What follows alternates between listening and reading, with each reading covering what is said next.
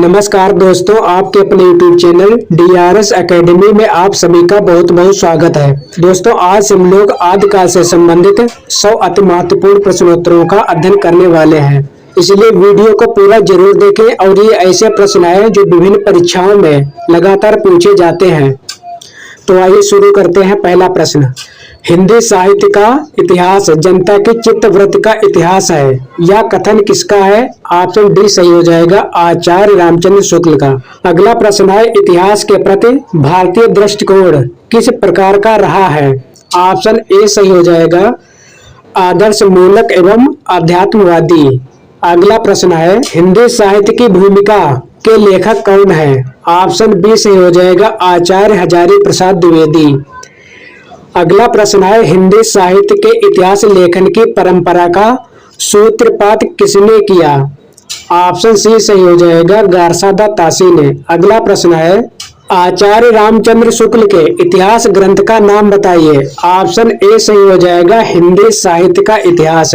अगला प्रश्न है, इनमें से असत्य कथन कौन सा है?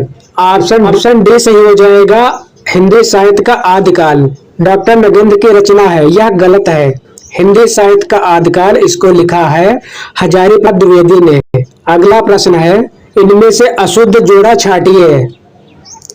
हिंदी साहित्य का वैज्ञानिक इतिहास इसको जॉर्ज ग्रियर्सन ने नहीं लिखा है, इसको लिखा है गणपति चंद्र गुप्त ने। अगला प्रश्न है, हिंदी साहित्य के सर्वप्रथम इतिहास ग्रंथ का रचनाकाल क्या है? 1839 ईस्वी। अगला प्रश्न है, हिंदी साहित्य का इतिहास सर्वप्रथम किस भाषा में लिखा गया? ऑप्शन डी सही हो जाएगा, फ्रेंच भाषा में।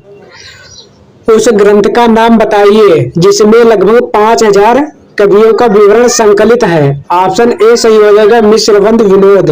हिंदी वीर काव्य के रचयिता कौन है? ऑप्शन सी सही हो जाएगा, टेकम सिंह। अगला प्रश्न है, नागरिक प्रचारणी सभा द्वारा प्रकाशित हिंदी साहित्य के सही हो जाएगा, टेकम सिंह।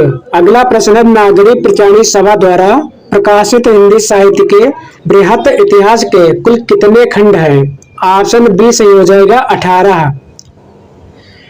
प्रश्न नंबर 13, नागरिक प्रचारणी सभा काशी द्वारा प्रकाशित हिंदी साहित्य के बृहत इतिहास के 6वें खंड रीतिकाल के संपादक कौन है? ऑप्शन सी सही हो जाएगा, डॉक्टर नगेंद्र।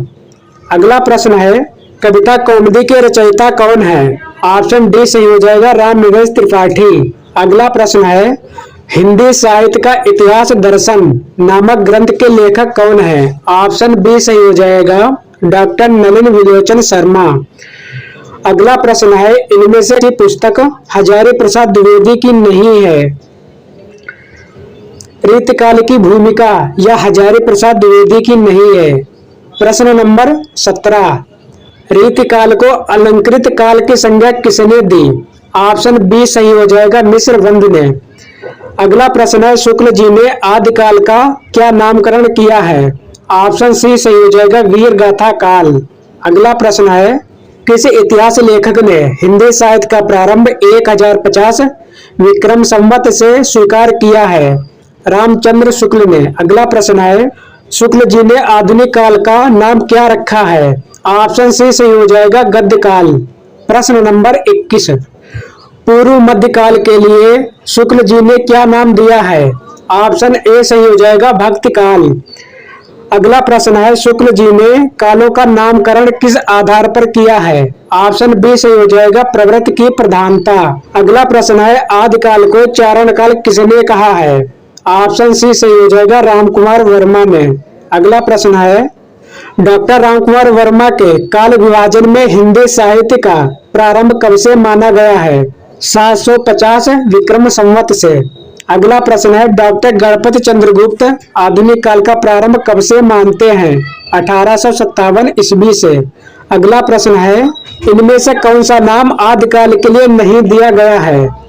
ऑप्शन सी संधिकाल। अगला प्रश्न है, राहुल सांकृत्यायन हिंदी का पहला कवि किसे मानते हैं? सरहपाद को।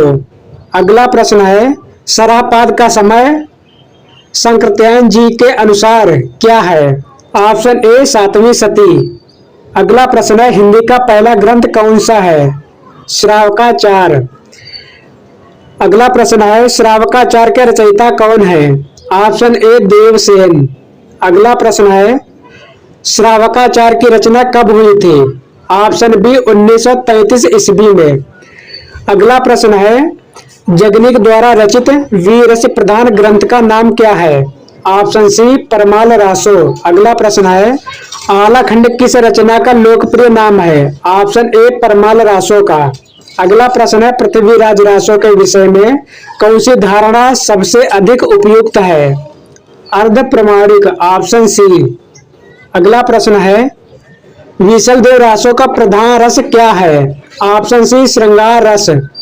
अगला प्रश्न है इनमें से हिंदी का प्रथम महाकाव्य किसे माना जाता है? ऑप्शन डी पृथ्वीराज रासो को। अगला प्रश्न है पृथ्वीराज रासो के बृहद रूपांतर में कुल कितने सर्ग हैं? Option D 69।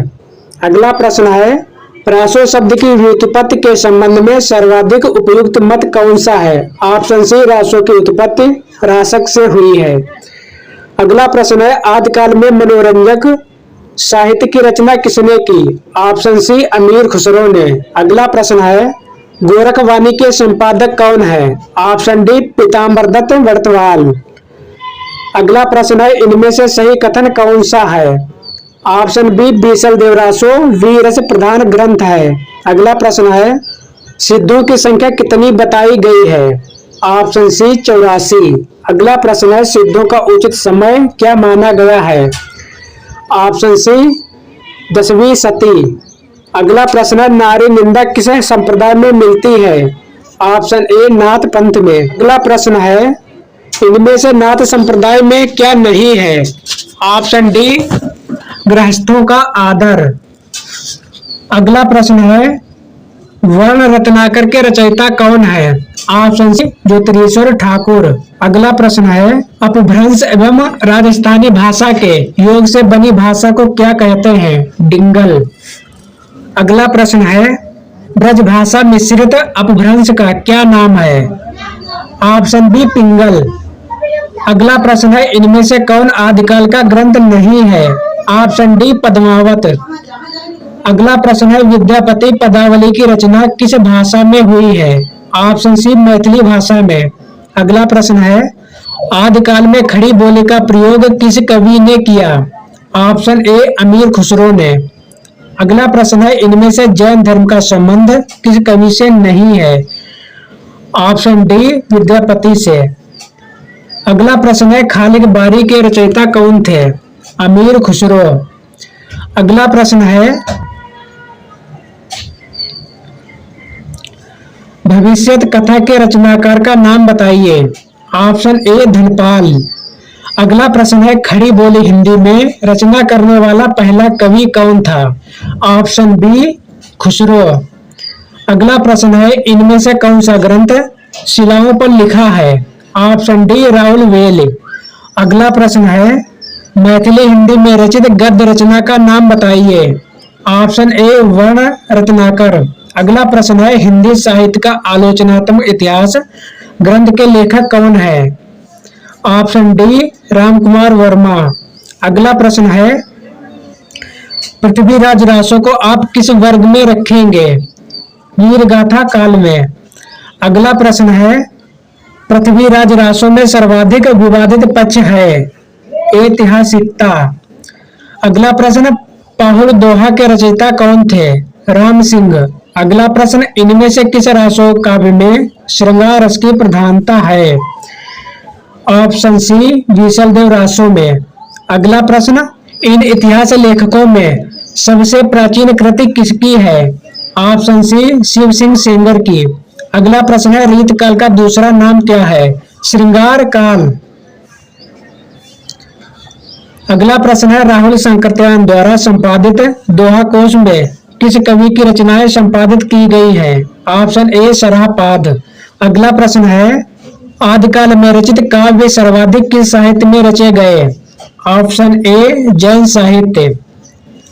अगला प्रश्न भला हुआ जो मारिया बहिड़ मेहारा कंत लज्जेज तू वैसे अवुजे भग्गा घर एंतु।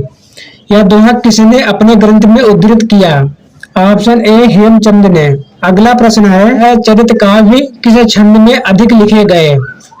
दोहा चौपाई में। अगला प्रश्न है जैन साहित्य में राम कथा किस नाम से स्वयंभू द्वारा लिखी गई? पौंचर्यो। अगला प्रश्न है अपभ्रंश का वाल्मीकि किस कवि को कहा जाता है? ऑप्शन सी स्वयंभू को। अगला प्रश्न है ढोला मारूरा दोहा के रचयिता कौन थे? ऑप्शन डी कुशल लाभ। अगला प्रश्न है इनमें से बीसल दो रासों के रचयिता कौन है? ऑप्शन सी नरपत नाल। अगला प्रश्न है अवधूत मत किसका पर्यायवाची शब्द है? ऑप्शन बी नाथ संप्रदाय का। अगला प्रश्न है प्राकृत पेंडुलम किस विषय पर केंद्रित रचना है? ऑप्शन बी छंद शास्त्र पर। अगला प्रश्न है ओम जय जगदीश हरे आरती की रचना की है श्रद्धाराम फुल्लौरी ने। अगला प्रश्न है इनमें से किस संस्था का गठन बाबू श्याम सुंदर दास ने किया? ऑप्शन सी नागरी प्रचारणी सभा का। अगला प्रश्न है हिंदी साहित्य का सर्वाधिक उल्लेखनीय इतिहास ग्रंथ किसने लिखा? ऑप्शन बी आचार्य रामचंद्र शुक्ल ने। अगला प्रश्न है हिंदी साहित्य के प्रारंभिक काल को आदिकाल नाम किसने दिया? ऑप्शन डी हजारी प्रसाद द्विवेदी ने। अगला प्रश्न है विद्यापति पदावली में किस रस की प्रधानता है? ऑप्शन बी श्रृंगार रस की। अगला प्रश्न है इनमें से हिंदी साहित्य के पहले इतिहास ग्रंथ के लेखक कौन है? ऑप्शन सी गारसादा तासी। अगला प्रश्न है भविष्यत कथा के रचयिता का नाम बताइए? Option B Dhanpal. हिंदी साहित्य के इतिहास लेखकों में कालक्रमानुसार कवियों का वर्गीकरण सर्वप्रथम किसने किया? ऑप्शन ए जॉर्ज ग्रियर्सन ने। अगला प्रश्न इनमें से आदिकाल के अंतिम चरण के सुप्रसिद्ध कवि थे? ऑप्शन बी अमीर खुसरो। अगला प्रश्न ऐसे रासो ग्रंथ के रचनाकार का नाम बताइए जिसकी रचना अजमेर के शासक से संबंधित है? ऑप्शन बी नरपत नाल। अगला प्रश्न है अपभ्रंश में राम के चरित्र पर आधारित ग्रंथ इनमें से कौन सा है? ऑप्शन ए पौंचर्यो। अगला प्रश्न निम्नलिखित सूचियों को सुमेलित करते हुए सही कूट का चयन कीजिए। इस प्रश्न का उत्तर सही होगा ऑप्शन बी। अगला प्रश्न है इनमें से जगनी की रचना कौन सी है? Option B Parmal Raso. अगला प्रश्न है आलखंड किस रासो को कहा जाता है? ऑप्शन ए परमाल रासो को। अगला प्रश्न है आला उदल की वीरता का उल्लेख किस रासो काव्य में है? ऑप्शन सी परमाल रासो में। अगला प्रश्न है भविष्यत कथा के रचयिता इनमें से कौन है? ऑप्शन ए धनपाल। अगला प्रश्न है निम्नलिखित इतिहास ग्रंथों को उनके प्रकाशन वर्ष के बढ़ते क्रम में व्यवस्थित कीजिए। ऑप्शन सी सही होगा शिव सिंह सरोज, मिश्रबंधु, हिंदी साहित्य का इतिहास, हिंदी साहित्य का वैज्ञानिक इतिहास। अगला प्रश्न है हिंदी साहित्य का इतिहास दर्शन ग्रंथ के रचयिता हैं? Option D Nalin विलोचन Sharma. अगला प्रश्न है निम्नलिखित कालखंडों को चढ़ते क्रम में व्यवस्थित कीजिए। ऑप्शन ए चारण काल, पूर्व मध्यकाल, उसके बाद में उत्तर मध्यकाल, उसके बाद में वर्तमान काल। अगला प्रश्न है निम्न सूचियों को सुमेलित कर सही कोड का चयन कीजिए। तो इस प्रश्न का उत्तर सही हो जाएगा ऑप्शन बी। अगला प्रश्न है अज्ञेय का संबंध किस काव्य धारा से है? ऑप्शन बी योगवाद काव्य धारा से। अग्रलोचन किस काव्य धारा से जुड़े कवि हैं? ऑप्शन सी प्रगतिवाद से। अगला प्रश्न है नाथ पंथ का सर्वाधिक प्रभाव किस कवि पर है? ऑप्शन सी कबीर पर। अगला प्रश्न है सराहपा का संबंध सिद्ध संप्रदाय से है। अगला प्रश्न है गोरखनाथ की रचनाओं का संकलन गोरखवाणी के नाम से किसने किया? ऑप्शन सी पीताम्बर भट्ट वर्तवाल ने। आज का अंतिम प्रश्न कौन सा नाम आदिकाल का नहीं है? ऑप्शन बी वीरता काल। आज के लिए बस इतना ही, मिलते हैं अगले वीडियो में, तब तक के लिए नमस्कार।